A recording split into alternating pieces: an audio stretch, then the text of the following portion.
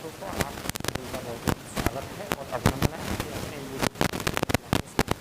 जैसा कि आपको पता है लगातार मैं पढ़ा रहा हूँ, क्लास आपके लिए दे रहा हूँ। लगातार पढ़ते रहिए। 8:30 से 9 बजे तक का हमारा समय रहता है। उस समय आपको कम से कम 2 क्लास मिला करेंगे। दोनों क्लासों को पढ़िए, एक 8:30 बजे से और एक लगभग 9:30 बजे। तो 2 क्लासें मिला करेंगे। ध्यान से आप पढ़िए और नोट्स बनाइए। जैसा कि आपको मैं कई बार कह चुका हूँ, यदि साफ नहीं दिखता है तो आप अपने मोबाइल की सेटिंग वाले ऑप्शंस में एडवांस सेटिंग एक ऑप्शंस मिलेगा, वहाँ जा करके क्वालिटी बढ़ा करके देखें आप। कोई दिक्कत नहीं है, 5G फ़ोन चला रहे हैं आजकल तो भैया, तो क्वालिटी बढ़ा करके देखा करो। नेट की चिंता ना करो, प्रश्न पढ़िए जो इंपॉर्टेंट, मेहनत से मैं आपको प्रश्न दे रहा हूँ इस क्लास के भीतर, ठीक है। तो ये क्लास है मेरी, टाइटल से पता चल गया होगा, थंबनेल देख लिया होगा आपने। यूपी पुलिस जो री एग्ज़ाम होना है उसका प्रैक्टिस सेट पहला है ये। तो इसके अलावा जितने भी प्रैक्टिस सेट हो सकेंगे, जितना भी मैं कंबाइंड कोशिश करूंगा, क्वेश्चंस जिस बिहाफ पे क्वेश्चन पूछे गए हैं, जिस एरियाज़ के क्वेश्चंस पूछे गए हैं, चाहे स्टैटिक जीके से पूछे गए हों, ज्योग्राफी से पूछे गए हों, है ना, इंटरनेशनल संगठन से पूछे गए हों, उनकी स्थापना से पूछे गए हों, आपके हिस्ट्री से पूछे गए, हिस्ट्री में एंशिएंट, मिडेवल या मॉडर्न, किसी भी पार्ट से एग्जाम में क्वेश्चन आए हों, सभी पार्ट्स को कंबाइंड पढ़ाने की कोशिश करूँगा। प्रैक्टिस मतलब कंबाइंड क्वेश्चंस, ठीक है। एक सेटअप है पूरा 50 क्वेश्चंस का, तो ये लगातार क्लास आपको मिलेगी। प्रैक्टिस पार्ट फर्स्ट है ये हमारा आज। तो अंत तक क्लास में बने रहें और एक एक प्रश्न को नोट करें। यदि आपने पढ़ रखा है तो रिवीजन हो जाएगा, नहीं पढ़ा है तो आपको ये पॉइंट मिलेंगे, काफ़ी इंपॉर्टेंट पॉइंट है। तो अंत तक वीडियो में बने रहें और क्लास को ज़्यादा से ज़्यादा शेयर करें। तो बात करते हैं पहले प्रश्न की। तो ये क्लास पहली है हमारी, ठीक है, पहला पार्ट है। जैसा पहला प्रश्न होमवर्क के लिए आपके लिए लिख ही दिया मैंने, बांग्लादेश से सीमा बनाने वाले राज्य। ऐसे कितने राज्य हैं हमारे भारत के जो बांग्लादेश से सीमा बनाते हैं? इसे नोट कर लो और ये होमवर्क है, पहला ही प्रश्न होमवर्क है आपके लिए और कमेंट बॉक्स में आंसर देना इसका। भारत के ऐसे कितने राज्य हैं जो बांग्लादेश से सीमा बनाते हैं, यानी कि बांग्लादेश के अड़ोस पड़ोस में लगे हुए हैं, ठीक है। वो आप कमेंट बॉक्स में इस पहले प्रश्न का उत्तर दीजिए। तब तक मैं अगले प्रश्न पर चलता हूँ। देखिए अगला प्रश्न है, हरित क्रांति का जनक किसे कहा जाता है? MS स्वामीनाथन को। हरित क्रांति का जनक किसको कहा जाता है? MS स्वामीनाथन।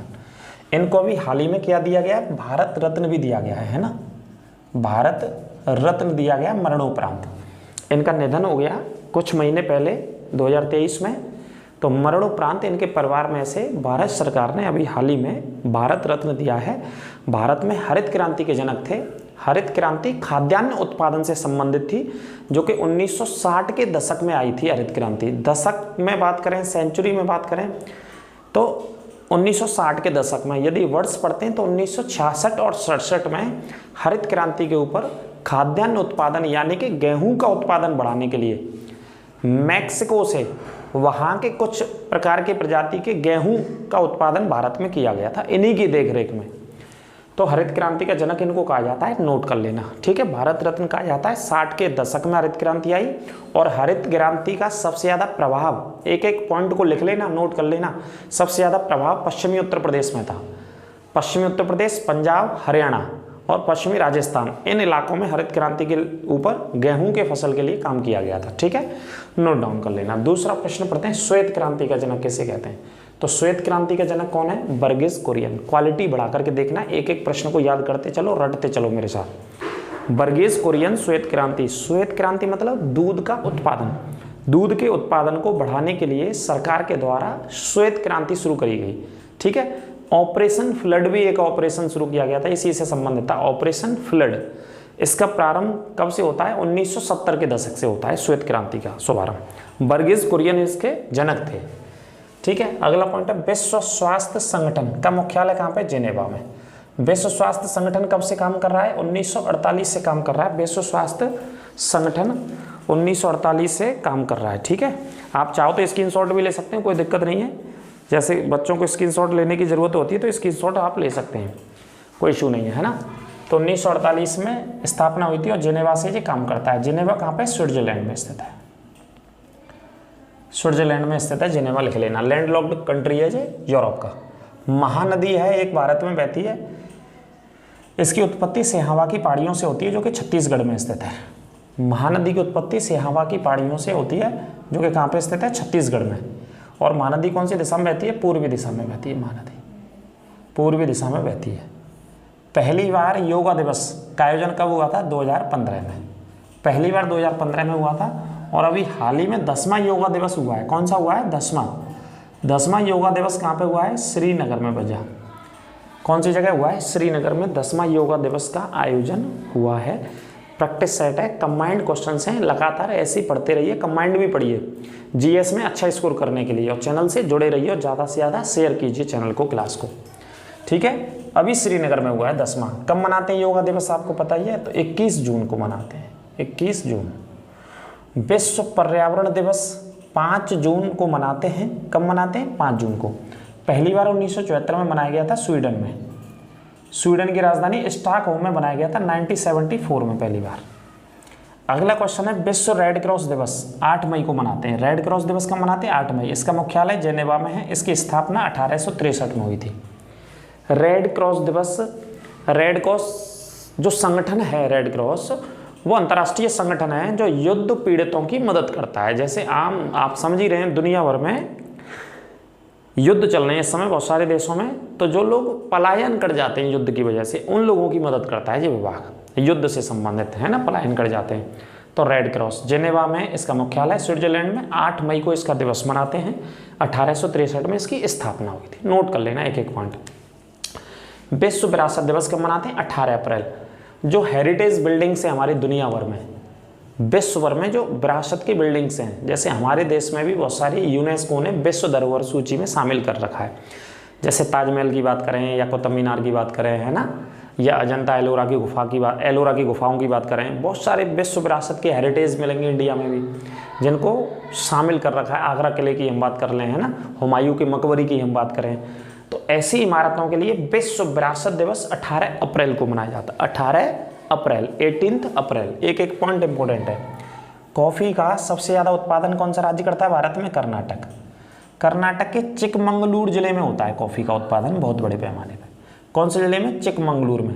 और पूरी कॉफ़ी का 1/3 उत्पादन करता है कर्नाटक, यानी कि 70 से 75% कॉफ़ी का उत्पादन करने वाला राज्य है कर्नाटक, ठीक है।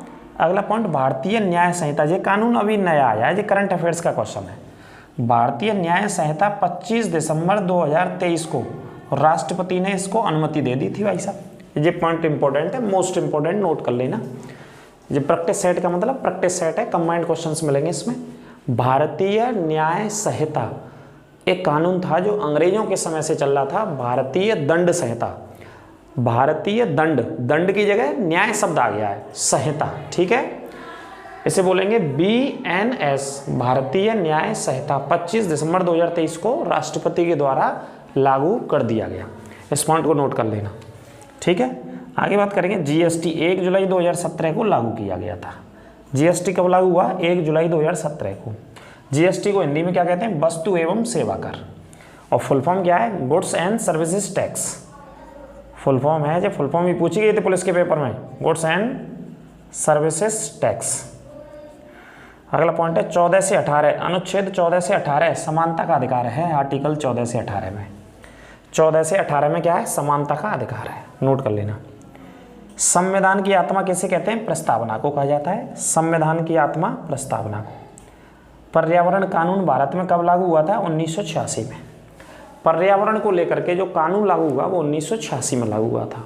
संविधान की आत्मा, पूरे ओवरऑल संविधान की आत्मा प्रस्तावना को कहा जाता है, ठीक है। BR अम्बेडकर ने संविधान की आत्मा आर्टिकल 32 को कहा है, अनुच्छेद 32 को कहा है, क्योंकि आर्टिकल 32 आम नागरिकों, जो भारत के नागरिक हैं, नागरिकों का संरक्षण करता है, नागरिकों को प्रोटेक्ट करता है, सुरक्षा देता है।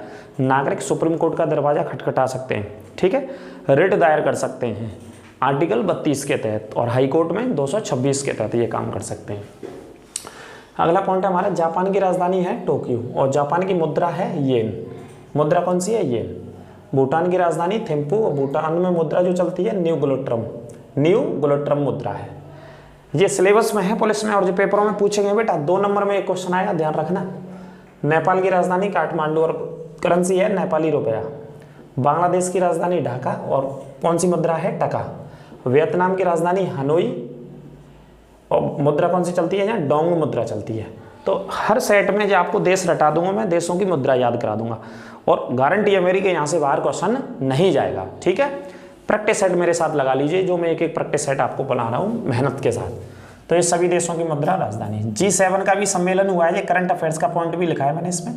G7 यानी कि दुनिया के 7 देश हैं इसमें। ये अपुलिया इटली में हुआ है। इटली के कौन से शहर में? अपुलिया में। इटली के अपुलिया शहर में इसका सम्मेलन हुआ है G7 का। ठीक है, आगे बात करते हैं। महात्मा की उपाधि गांधी जी को किसने दी थी? तो रविन्द्रनाथ टैगोर के द्वारा। महात्मा की जो उपाधि गांधी जी को दी गई वो रविन्द्रनाथ टैगोर के द्वारा दी गई थी। और कब दी गई थी? 1917 में। और आंदोलन कौन सा था? चंपारण के आंदोलन। चंपारण के आंदोलन में। भारत में नोटबंदी कब हुई थी? 8 नवंबर 2016 को नोटबंदी की गई थी। 8 नवंबर 2016 को नोटबंदी भारत सरकार के द्वारा यानी कि प्रधानमंत्री के द्वारा कर दी गई थी। 500 के और 1000 के नोट पर रोक लगा दी थी भारत में कि भाई ये नोट अब लीगल टेंडर नहीं रहेंगे, कानूनी वैधता नहीं रहेगी। उनके स्थान पर दूसरे नए नोटों को चालू किया गया था, शुरू किया गया था, तो नोटबंदी की गई थी। जम्मू कश्मीर से 370 को कब हटा दिया गया? 5 अगस्त 2019 को जम्मू कश्मीर से 370 को हटाया गया। दिल्ली का वास्तविक संस्थापक किसे कहा जाता है? इल्तुतमिश को। दिल्ली का वास्तविक संस्थापक था, यानी कि दिल्ली को राजधानी बनाने वाला भी कौन था? इल्तुतमिश था। दिल्ली को राजधानी बनाने वाला भी कौन था? इल्तुतमिश था। गुलामों का गुलाम भी किसको कहा गया है? इल्तुतमिश को कहा गया है। कुतुब मीनार का निर्माण भी किसने कराया? इल्तुतमिश ने कराया था। इल्तुतमिश की पुत्री कौन थी जो दिल्ली की पहली महिला शासिका बनी? रजिया बेगम थी। दिल्ली की या मध्यकालीन इतिहास की या उत्तर भारत में पहली महिला शासिका रजिया सुल्तान थी, जो लगभग 3 साल 6 महीने तक शासन किया था रजिया सुल्तान ने गद्दी पर बैठने के बाद। इल्तुतमिश की पुत्री थी। ठीक है, ये नोट कर लेना। दिल्ली में कुतुब मीनार का निर्माण भी कराया था और इन्होंने अपने शासनकाल में तांबे के और जीतल के सिक्कों को जारी किया था इल्तुतमिश ने। ठीक है, काफ़ी इंपॉर्टेंट पॉइंट बनते हैं इल्तुतमिश के शासनकाल से। पढ़ लीजिएगा, जो मैंने बताया इनको रिपीट करके लिख लीजिएगा एक एक करके आराम से। ठीक है, और वास्तविक संस्थापक और दिल्ली को राजधानी। बंगाल का पहला नवाब, बंगाल का पहला नवाब मुर्शिद कुली खान था। मुर्शिद कुली खान बंगाल का। अगला ये करंट अफेयर्स का पॉइंट लिया मैंने। 16वें वित्त आयोग का अध्यक्ष अरविंद पनगड़िया। 16वें वित्त आयोग का अध्यक्ष कौन है? अरविंद पनगड़िया को बनाया गया है 16वें वित्त आयोग का अध्यक्ष। ये नोट कर लेना। 18वीं लोकसभा के अध्यक्ष कौन है? ओम बिड़ला। 18वीं लोकसभा के अध्यक्ष लगातार दूसरी बार अध्यक्ष चुने गए हैं ओम बिड़ला, 18वीं लोकसभा के अध्यक्ष। अगला पॉइंट है, भारत में सर्वोच्च न्यायालय की स्थापना कब हुई थी? 1950 में। सुप्रीम कोर्ट बना 28 जनवरी 1950 को सुप्रीम कोर्ट की स्थापना हुई भाई साहब दिल्ली में। देश की आज़ादी के बाद का पॉइंट बात कर रहे हैं। देश के पहले की बात करेंगे, भारत में सबसे पहले सुप्रीम कोर्ट कब बना?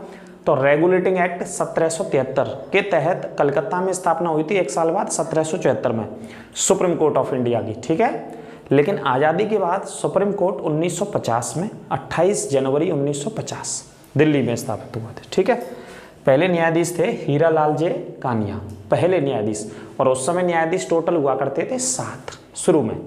इस समय सुप्रीम कोर्ट में न्यायाधीशों की संख्या 34 होती है। कितनी होती है? 34। नोट कर लेना। संविधान सभा की पहली बैठक के अस्थायी अध्यक्ष कौन थे? तो पहली बैठक के अस्थायी अध्यक्ष थे सच्चिदानंद सिन्हा, जिन्होंने 9 दिसंबर 1946 को अध्यक्षता करी थी। 9 दिसंबर 1946 को अध्यक्षता करी थी संविधान सभा की पहली बैठक की। नोट कर लेना। विश्व मौसम संगठन की स्थापना 1950 में, और कहाँ से चलता है विश्व मौसम संगठन? जेनेवा से। विश्व मौसम संगठन दुनिया के मौसम के बारे में जो कैलकुलेट करता है, जानकारियाँ देता है विश्व में मौसम को लेकर के, जेनेवा में काम होता है इसका। 1950 में स्थापना हुई थी। ठीक है, विश्व मौसम संगठन। अगला है सूरत विभाजन या सूरत फूट कब हुआ? 1907 में। अध्यक्ष थे रासबिहारी घोष। सूरत अधिवेशन था कांग्रेस का। कांग्रेस का विभाजन हो गया, कांग्रेस 2 हिस्सों में बट गई थी। 1907 की बात है जी। ठीक है, इस पॉइंट को भी आप नोट कर लेना। 1907 कौन सी नदी बहती है? ताप्ती नदी बहती है। ठीक है, बटन एक बार दबा के प्रेस कर लो दोबारा। तो ये प्रश्न लास्ट प्रश्न था हमारा। ठीक है, तो क्लास आपको कैसी लगी इसके बारे में आप बताइएगा, और मिलते हैं इसके बाद अगले टॉपिक पर। तब तक आप चाहो तो स्क्रीनशॉट भी ले सकते हैं इस क्लास का, कोई इशू की बात नहीं है। ठीक है, अगली क्लास में मिलेंगे।